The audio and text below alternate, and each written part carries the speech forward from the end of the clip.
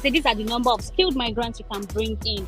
And this year is the year you all want to come into Australia, because they significantly increase the number of people they want in this new financial year that is starting in July. Your employer sponsored both you and your family, your husband and kids, right?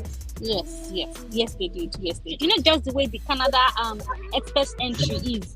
Australia too has one like that. Hey guys, welcome to my channel. My name is Tochi. If you're seeing me for the very first time, you're very much welcome. Please consider subscribing to this channel. Okay, today's video is about Australia.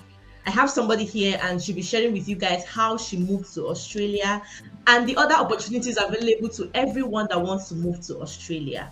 So stick with me to the end of this video so you get all that information. And without wasting your time, let me just let her introduce herself and then we can dive right into the video. All right, thank you, Tochi. Yeah, my name is Dami. I'm a Nigerian YouTuber based in Brisbane, Australia. I moved to Australia, I think, about 2 years plus now, almost 3 years. And yeah, that's about me. The name of my channel is Damiti. You see it on the screen. And yeah, so Dami, tell us like the easiest ways to move to Australia, because this season is like the jackpot season. Almost everybody wants to relocate and they are looking for opportunities in different places where people can go to easily. So tell us like the easiest ways to move to Australia, and in fact tell us about every opportunity that's available to anyone that wants to move to Australia. For me, I went through another route which I feel is the best so far if anyone gets that opportunity. So what happened is I started applying for jobs in Australia, and it's so easy to get these jobs. I won't say it's so easy, but you can do it. I just believe anybody can do it. So far, you have the experience. So what I did is start going to Indeed, check on Seek, Indeed, LinkedIn as well. Just search for jobs offering sponsorship in Australia. And so once you are able to get this job, it will take a whole lot of recruitment process and all of those things.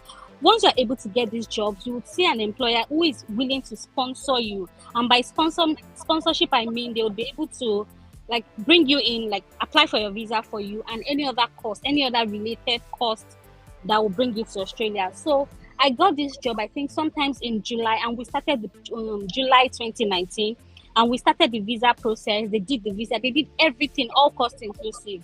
And they were willing to sponsor myself, my husband, and 2 children to Australia. And that was the route I used. And when you get this type of jobs in Australia, it's a temporary skilled visa. So they call it the TSS, temporary shortage skilled visa. So when you go on that visa, it is not a permanent residency. So there's still the concern about how do I get my permanent residency, and it's between 3 to 4 years. It's either you get a 3 years. I got a 3-year visa, whereas some other people got a 4-year visa. And so I think that's what that TSS visa is about. You're on it, but after which you now start looking for means or ways to get your permanent residency. If you've done like impressed your employer, most times they are able to get you the permanent residency after 3 or 4 years, depending on whatever conversation you have with them. So that's about the TSS 482 type of visa. Another option to come into Australia would be the student visa, which is the most common one. But what I would say is, in as much as you want to come in on a student visa, ensure that as much as possible you understand what you're coming for. You can't just take any course and come into Australia. Australia is not like every other country that you can just like come into without knowing what you want to do. So once you're coming, it would be very helpful for you to, as much as possible, do your own research and know that the course you're taking can help you transition to permanent residency. Because I'll just say this at this point: coming to Australia without permanent residency plan is a waste of time. Because if you don't have it, you are literally a visitor. You are living on like eggshells. You don't know what is the next day, and like that life, living a life of uncertainty, that's what I call it, is so depressing and can be worrisome. So when you're coming to Australia as a student, be sure that you've researched very well that the course you're taking, there's opportunity for you to transition into permanent residency. So Australia has an occupation list. Go to their Home Affairs website, try to check the history of some occupations and how they've taken them off the list, brought them back on the list. The courses that have stayed long is not good enough. You know, most people that want to jackpot these days now, they just say, just let me have any course. Like Australia is not the country you can just say, let me just enter into. Make sure you do your research and know that that course you want to take there's opportunity to get permanent residence after. Because if you just come, maybe for instance, now you go and do accounting, and maybe accounting is on the list today. Australia in 6 months can remove accounting. So what you want to do is go and check the occupation list and be sure that there are some courses that have stayed there back to back, like every year they are there. Don't go and do a Greek that maybe after 6 months they will take off the list. So be sure of the course. Like that's what I really tell students, that don't just give me any course. And they don't allow you. So now they realize that most people just take any course. And when they come in and realize this fact that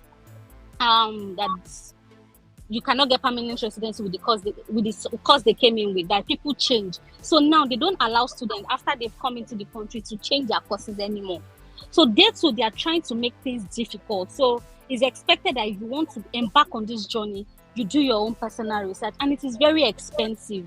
It is very expensive to school in Australia. So whatever you're doing, make sure it's worth it at the end of the day. That's about student visa. And with student visa as well, once you finish your student visa, there's also post-study, which is the 485 visa. So there's post-study of about 2 years that they will give to you, after which you now start hustling to get your permanent residency. I think that's the journey of student visa. Another option is the skilled migration visa, where you are able to apply from offshore and come into Australia. So with that one, what you need is to do your skills assessment with your professional body. So with that one, you need to do your skill assessment. You need to write your IELTS, either IELTS or PTE. And then you just need to go to different states. So because what the government does is they have a migration scheme. Australia, their new year begins in July. So what they've done is at the beginning of July, they have allocation to different states in Australia to say these are the number of skilled migrants you can bring in. And this year is the year you all want to come into Australia, because they significantly increase the number of people they want in this new financial year that is starting in July. So you want to keep tab of all the states in Australia and see when they open, because what they do is they open it and they close it. I know Queensland is closed now. Queensland closed this week. Tasmania is closed. So just check all those other states. Some might still be open, and you might not be able to see apply because this financial year ends in June. You might not qualify or be able to apply for this financial year that ends in June. But for the ones starting in July, just start checking all the states, check their occupation list, because there is the federal requirement and there is the state requirement as well. So you want to be able to check all the states and see what is required and just start prepping yourself, because I've seen a lot of people that have been able to come, just the way the Canada express entry is.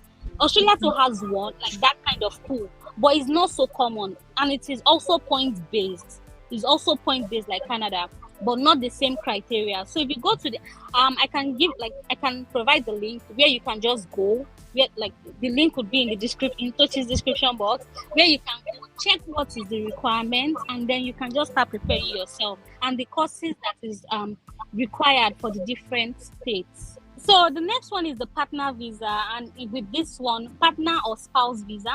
So with this one, if you marry someone who is an Australian citizen or Australian permanent resident, you are able to come into Australia. This takes time and requires a lot of proof. Like, I have someone who personally went through this process, and it's so exhausting because there's a lot of need for you to provide documents, history of transactions you've had together, just to prove that this relationship is not for the benefit of just getting the papers. So yeah, there's the partner visa as well. There's the retirement visa, which is also not common. You must be certain age and all of those things. And then, yeah, I think that's about it. Those are the main visa categories available for you to migrate to Australia.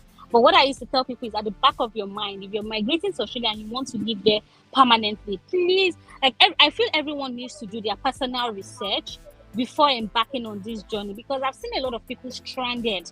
The mindset is just, I want to jackpot. So sometimes it doesn't just work.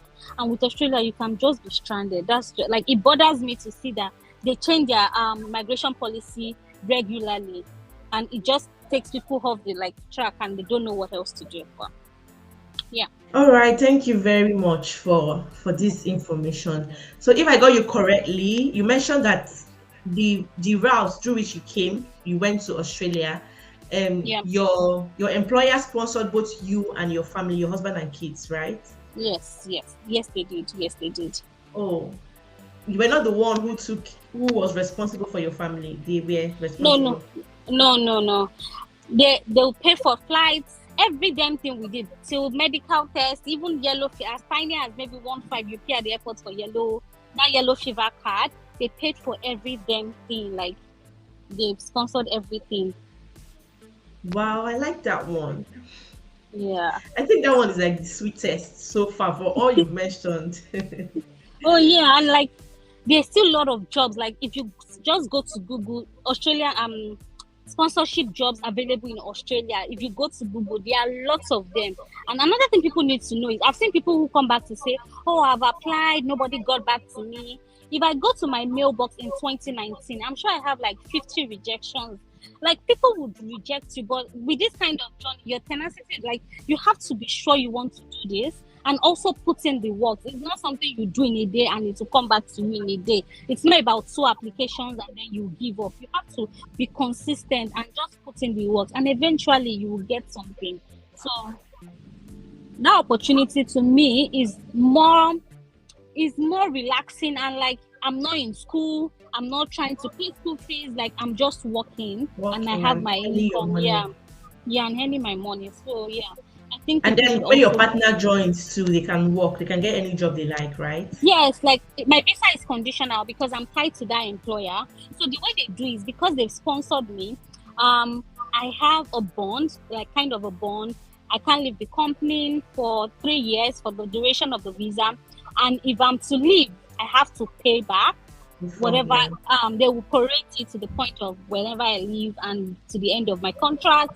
But my husband's visa is unconditional. Like it can work. I cannot work with any other employer. They're the only ones I can work with.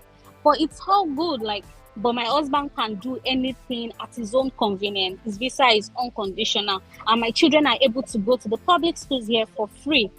We pay about $110 per year, but to me that's insignificant.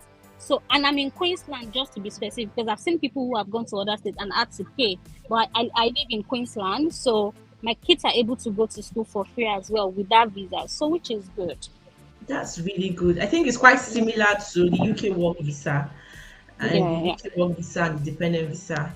But the only yeah. difference is that most employers won't sponsor your family. They will sponsor you, but you now have Oh, to take care of your family. I think so. For oh, most companies will just be responsible for the main applicants for their mm, employee.